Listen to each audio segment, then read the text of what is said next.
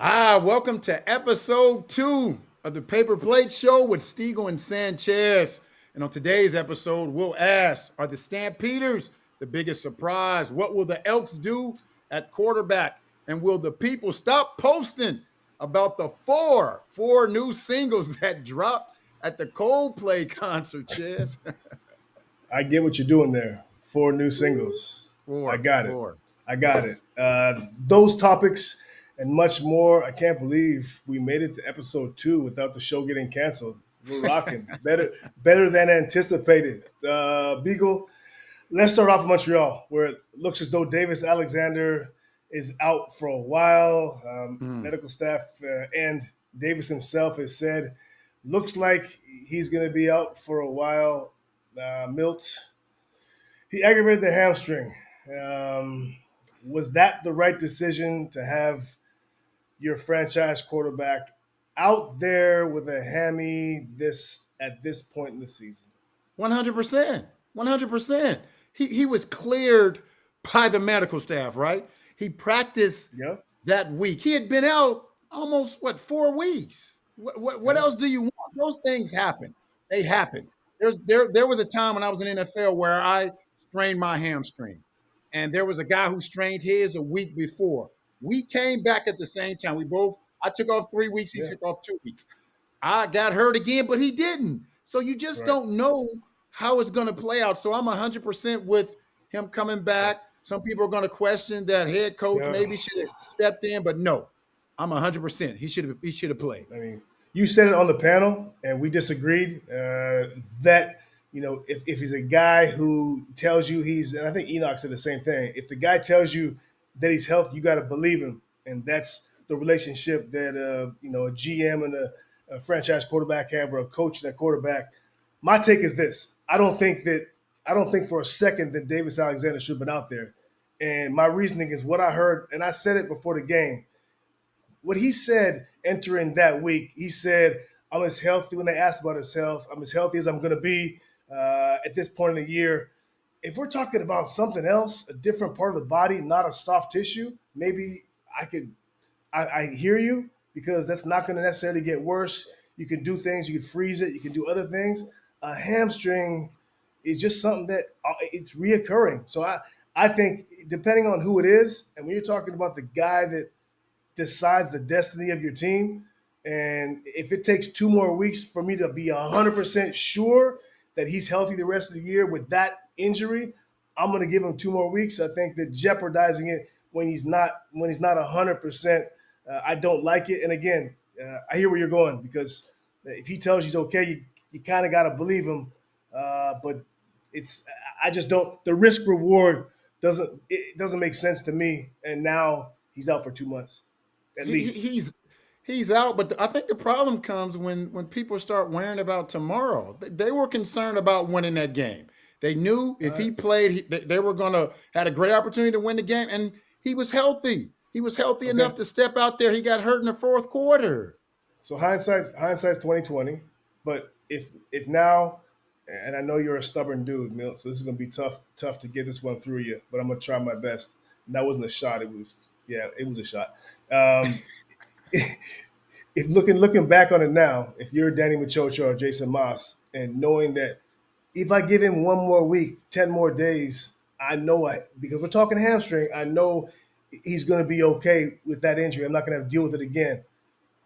You still look back and say, yeah, this is. I still would have done the same thing. I mean, it's Yep, yep. you do. All I'm right, concerned with what I need to do all right, today, and that's it. So, all right. and Fair enough. we This is act. pro sports.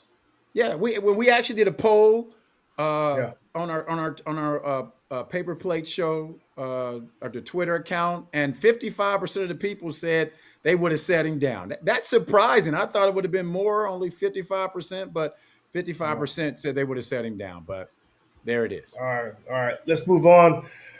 Ford or Fajardo? That is the question entering this week. Ford has started every game this season for Edmonton. They're 1-4.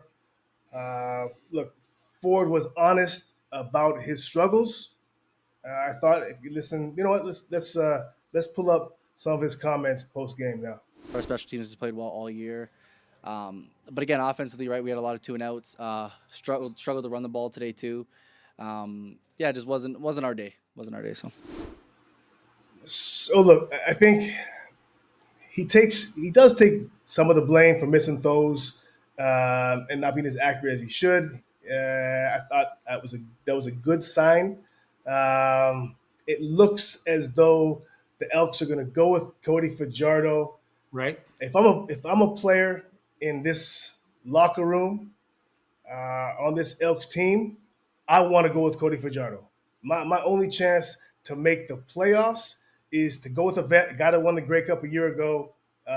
That's who I want. If I'm the organization and I'm the GM, I'm the rest of the organization. Chaz, I I want you answer the question. You don't play on that team anymore. You're not a GM. What would you do? What would you do? Okay, let me just give you both sides real fast. Okay, All if I'm a right. player, I'll tell you what I'll do.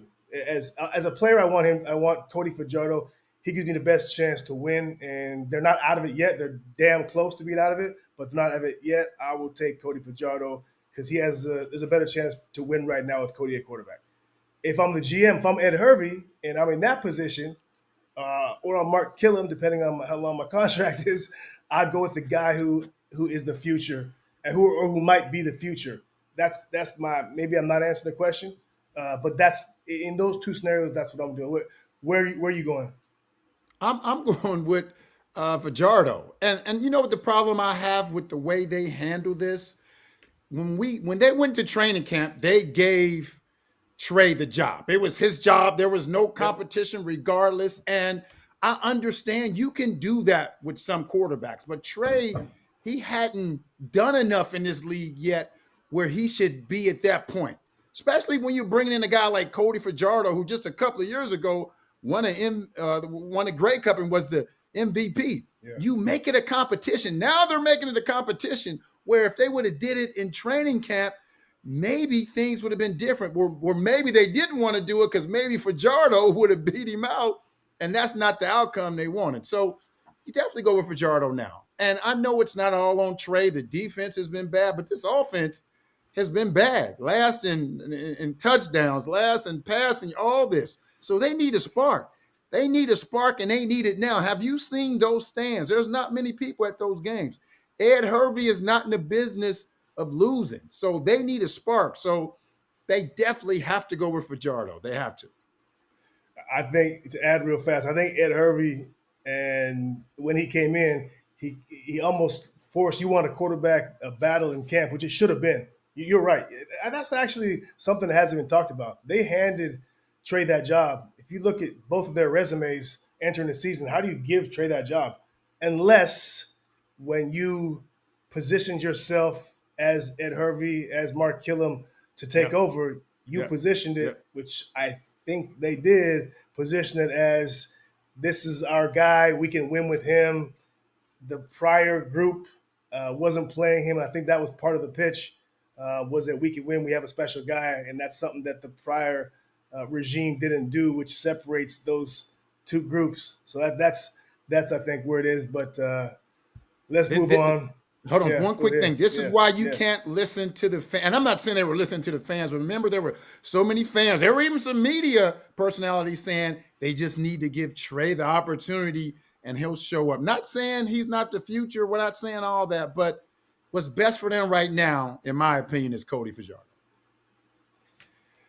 Calgary, the Stamps. We're not gonna. I'm not gonna ask you what's the biggest surprise of the season. That's it's the Calgary Stampeders, no question. And I No won't doubt. ask the.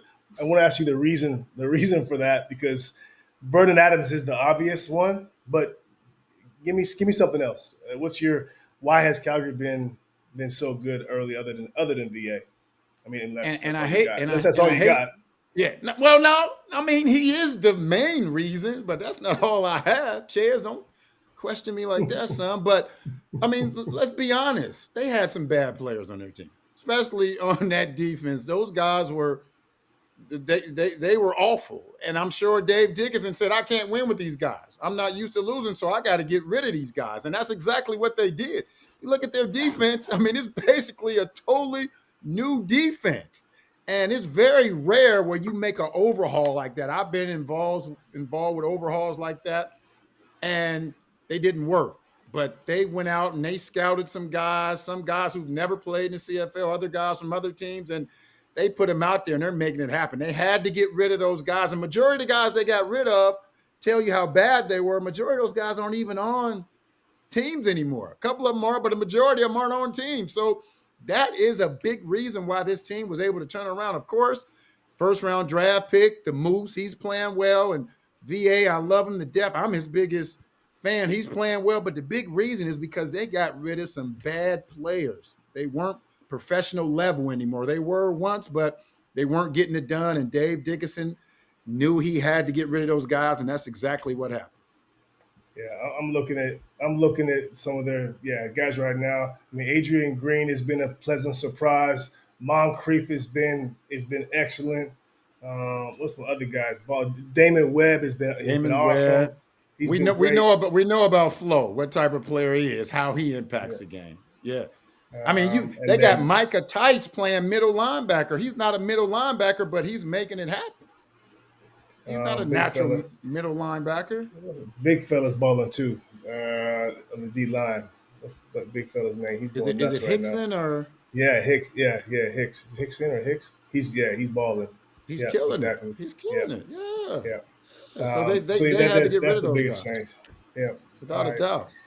I mean, they look at some of the odds. Some of the odds they had for preseason for the Stamps. They were 26-1 to win the Grey Cup at FanDuel preseason.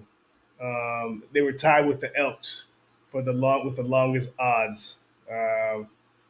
Who'd you have preseason? You weren't on a And preseason show? it was unfortunate that I wasn't on the preseason show because I saw you guys had Calgary, and Yep. I didn't have Calgary at the bottom. I I didn't. had him at the bottom. You didn't have him at Everyone the did. bottom. Yep. Everyone had him at the bottom, and I didn't have him at the bottom because of VA. How much he changed that organization. I mean, they won 5 games last year, and I wish I could show you my notes going into the preview show, but I mean, everyone knows the reason why I wasn't there. But adding VA to that team gives them at least 4 or 5 more victories. So I had them at 9 or 10 victories based on just adding VA.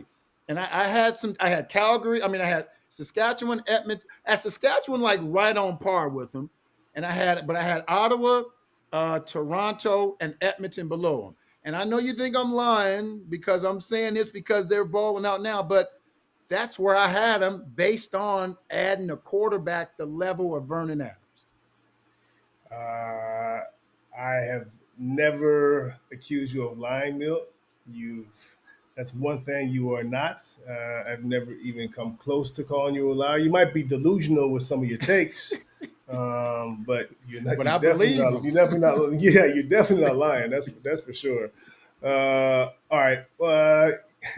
This one right here, in Toronto, the Argos lose their best offensive lineman, a ratio changer, Ryan Hunter, who was involved in a scooter accident. Scooter incident. Yes. Maybe the majority. It sounds like it's the majority of the season here. Hopefully, he's back, but majority of the season.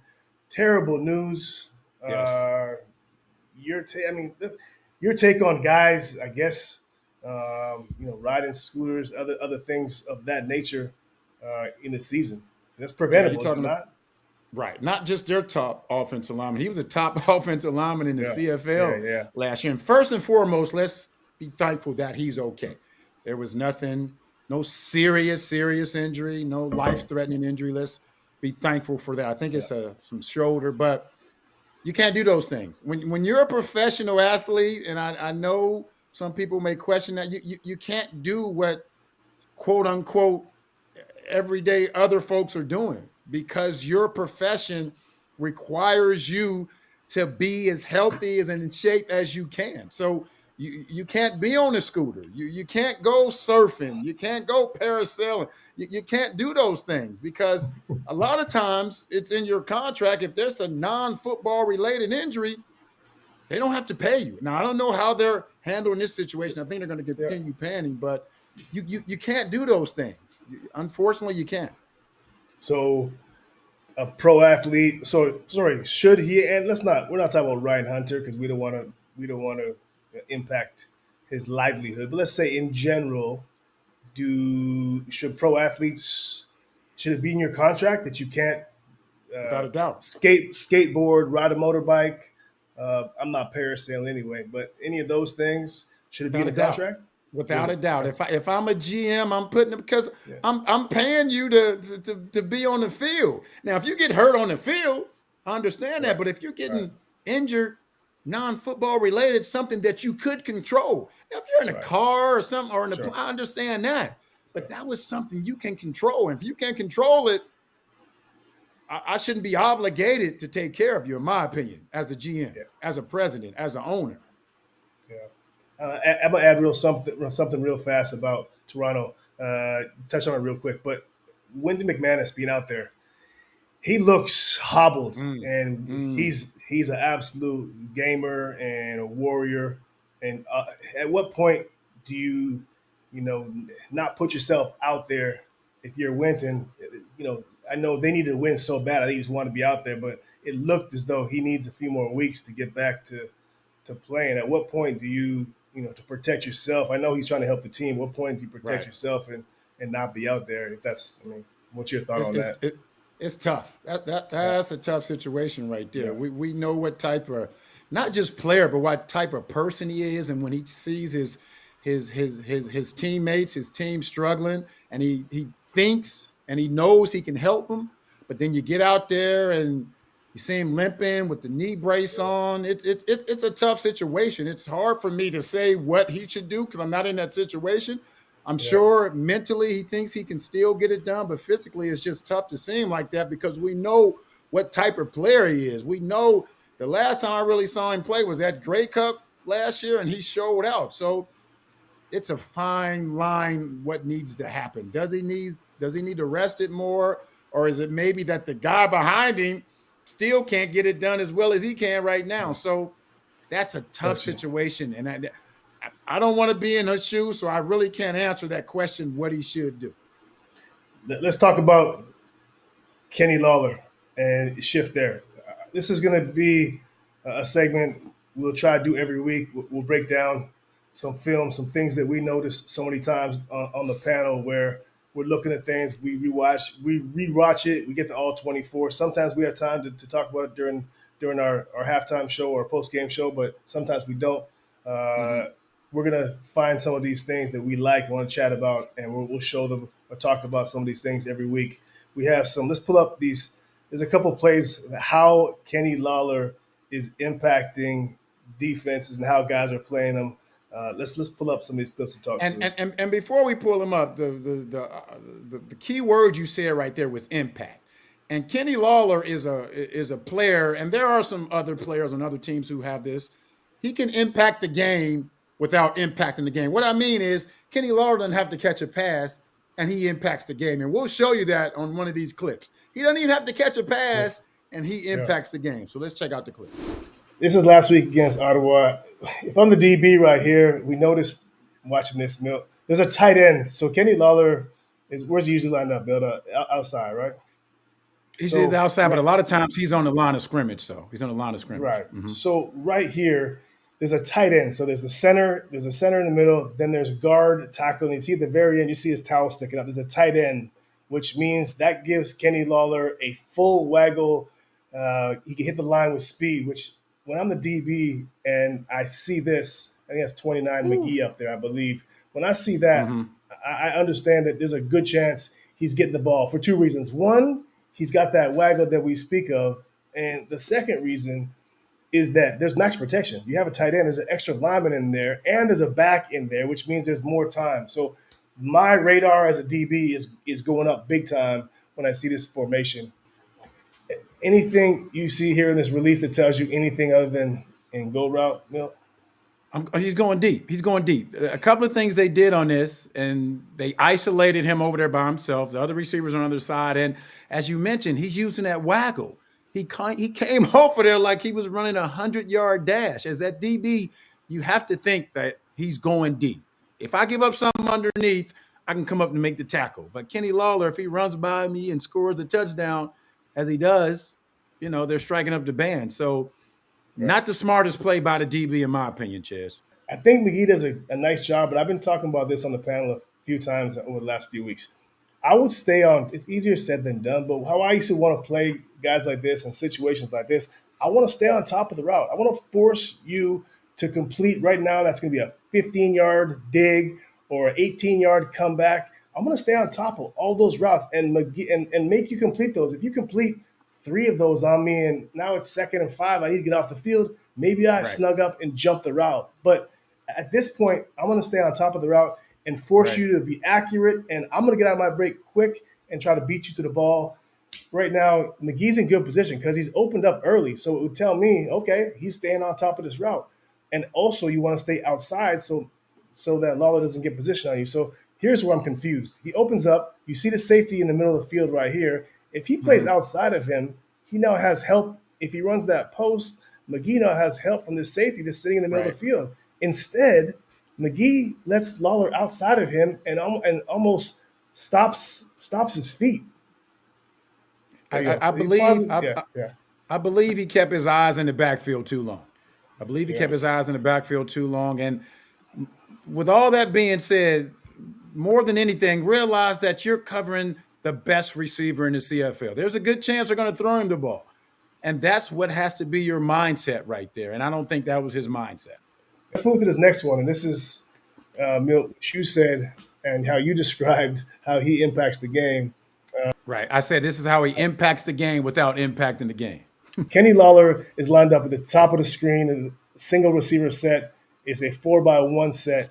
And to what Milt's point was earlier, if you watch, looks like quarters coverage, which means 1, 2, 3, 4 across are the 4 quarter players. So there is 4 high players if you get 4 high routes. Now, Kenny Lawler at the top of the screen, he runs a dig route, and the impact of his dig route opens up the 4th receiver to the closest inside receiver, number 85, closest to Bo Levi Mitchell. Let's watch him. That's Keandre Smith. Watch both guys, both of the DBs for Ottawa at the top of the screen, react to Kenny running this dig. Both of those guys should actually be high on this play. Take a look at Keandre running up the seam, Kenny Lawler. So those 2 guys at the top of the screen, they should be looking for that number 3 receiver to run that over route, or even number 2 receiver on the bottom of the screen. Either those 2 guys, 4 or 3 on the bottom of the screen, running those over routes because it's zoned. They're waiting for whatever comes to them. Both of them have their eyes on Kenny. And as soon as Kenny runs that dig, they're in pretty good position. You look at both of those guys have eyes on.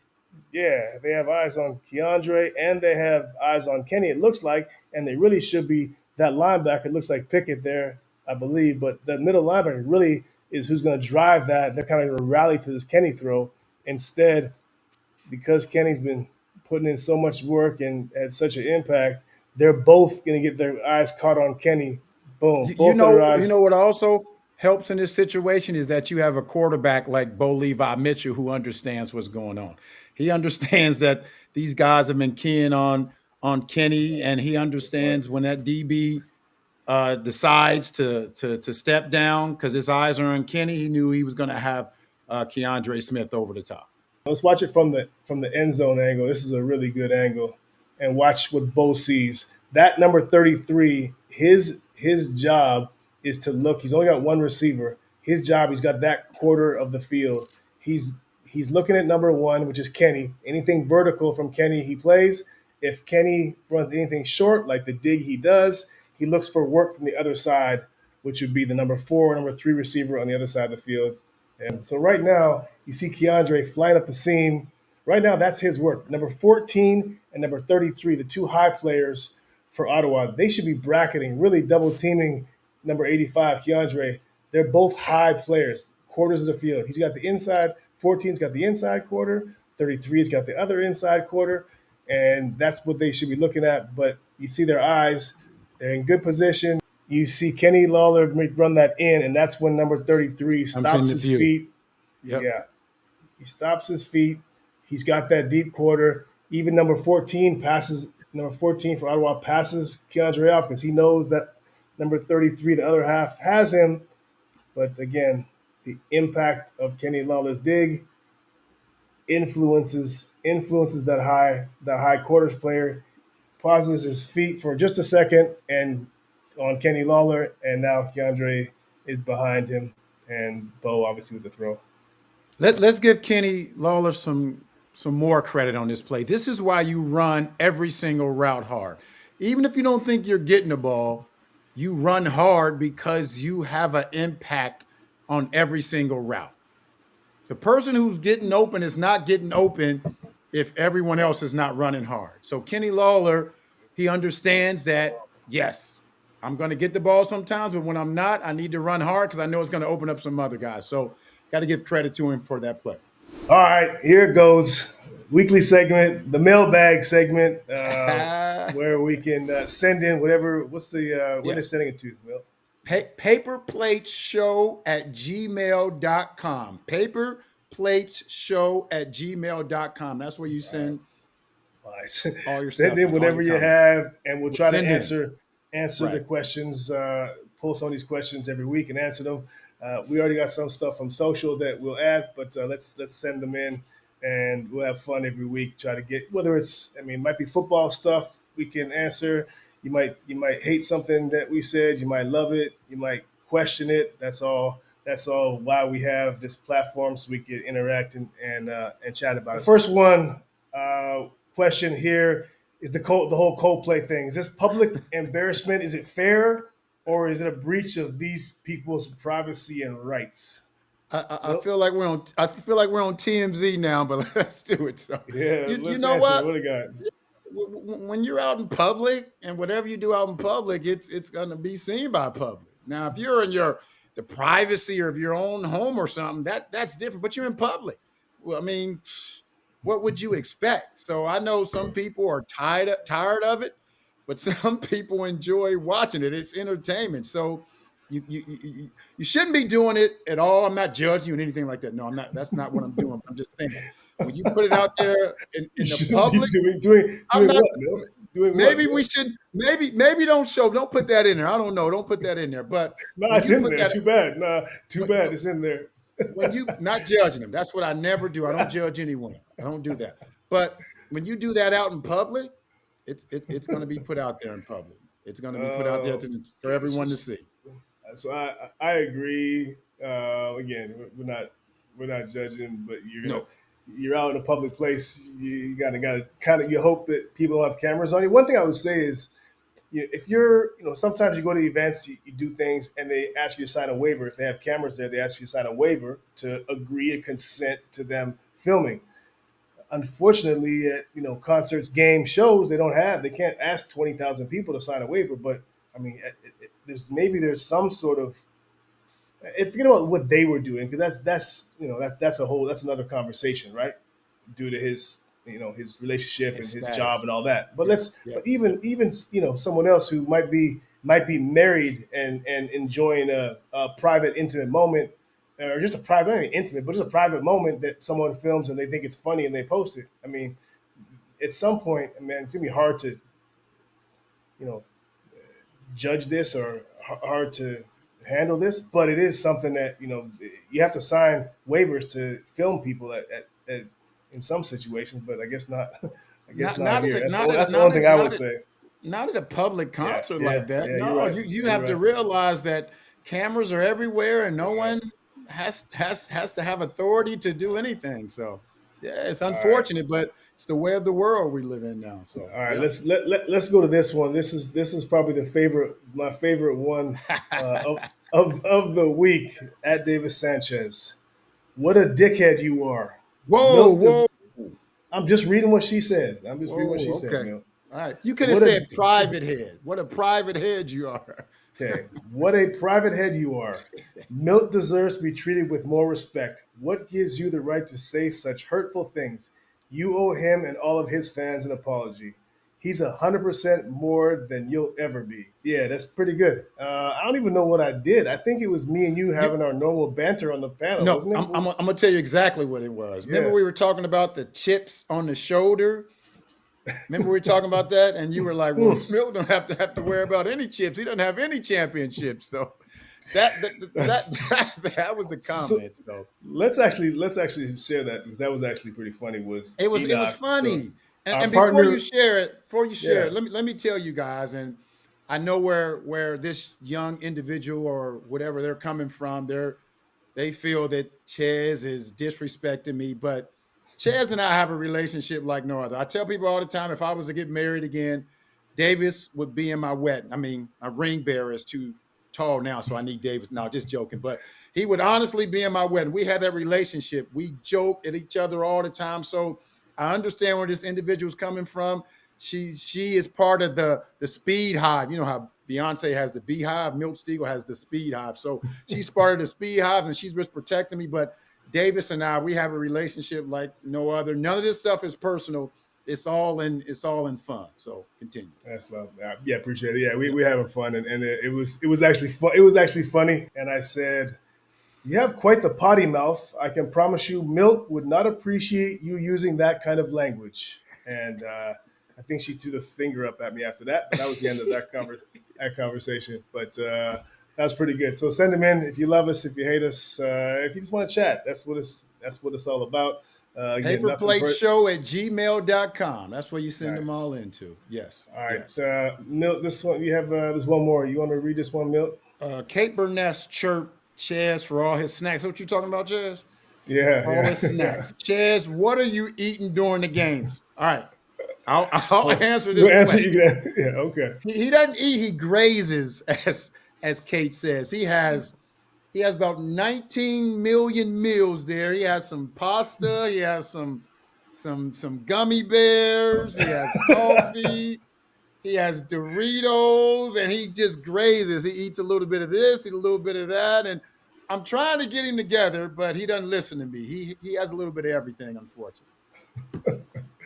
Um, it's a start. So you're not lying. I do like a little bit of. I like to be prepared. My bag. Everyone always Prepared? What are laughs. you prepared for? To have a heart attack? Wow, that was aggressive. I bring a lot of stuff. That's what I mean. Like who travels, who has the most stuff on the road in their suitcase? Who You do. brings the most stuff to Too much. studio every day? Like I I, Too I much. bring everything. Like I have three change of clothes. I bring three meals in case I'm hungry. I just don't like to go without. So I end up having a lot of stuff. And it's a stark contrast between me and you, Bill. Obviously, if it was anyone else, I'd probably still have lots of snacks. I eat sunflower seeds and pistachios and whatever. I'm Everything. always gummy nerd gummies, whatever. Anyway, point being is that Milt Stegall eats nothing. So Milt will literally have a meal at 2 o'clock before we go up to the studio for a 4 o'clock meeting. He'll eat at 2, and then he won't eat again until he gets back to the hotel at night, or sometimes the next day. Is that fair? It all depends. You trying to Yes. make it So sound like I'm on a model diet. I eat. I'm no, but you don't. You won't eat. You rarely will eat dinner at the studio. You usually eat before. And our meeting, for those who don't know, for a 7 o'clock Now, game, our meeting is between like 4 o'clock. Usually, maybe 5 o'clock. We get there for a 7 o'clock kickoff, and Milt won't eat from 4 o'clock all the way till midnight when we're home. I got to eat twice before then, so it's a stark contrasting. Kate's probably the same as Milt. She doesn't eat that much. She has her little salads or whatever. And then Enoch, oh my I goodness, got put you on blast. Enoch is more like me, but the only he's different worse I than am. you. He might be, but at least I embrace it. Enoch, we catch Enoch in the green room stuffing the Snickers down his throat, not showing anybody. He tries to hide it. So at least I embrace it. Shout out to our brother Enoch Buwamba, who we love. He tries to be like Kate and Milt and be their little Yes, brother and eat salads and stuff, but he eats a salad with them and then he runs off in the green room with me and has Doritos and two Snickers and runs back in. So shout out to our boy and some Enoch and Jamaican KB. food. Yeah, there you go. All right, so there's your answer to that one. It looked like a great environment in Winnipeg. How was that to be back in Winnipeg? it was it was the And can I answer this one for 1 second to start with before? Because you're yes. gonna be humble or whatever it is. It was I would just say from somebody watching because I wasn't involved in it, but it was the most electric in stadium moment that I've ever been a part of. But continue. Yep. I mean, you can't say it any better than that. It almost felt like I was having an out of body experience. because I've had some pretty good moments in my time in Winnipeg, on and off the field. But that right there that supersedes anything, not only in Winnipeg, but anything that happened to me in Canada. The ovation and the reaction of those fans in that stadium. I mean, that was it was surreal. It was the most uh, I'll call it the most important thing experience I've had in Canada, and I don't think anything has ever come close. So I thank those fans in Winnipeg. I didn't think they could treat me any better than what they've treated me, but that right there, it just helps with the healing process for what me and my family are going through. Like I said, my wife and son, they felt it here in Atlanta. So that right there was that was the most special moment I've ever felt uh, since I've been involved in Canada. Some things you don't need to say anymore about. Thank you for watching this episode 2 of the Paper Plate Show. Subscribe, follow, comment. Yes, We subscribe. appreciate you. Yes, We love yes. doing this, and the response has been pretty cool. And we just enjoy it. So thank you very much, and yeah, follow.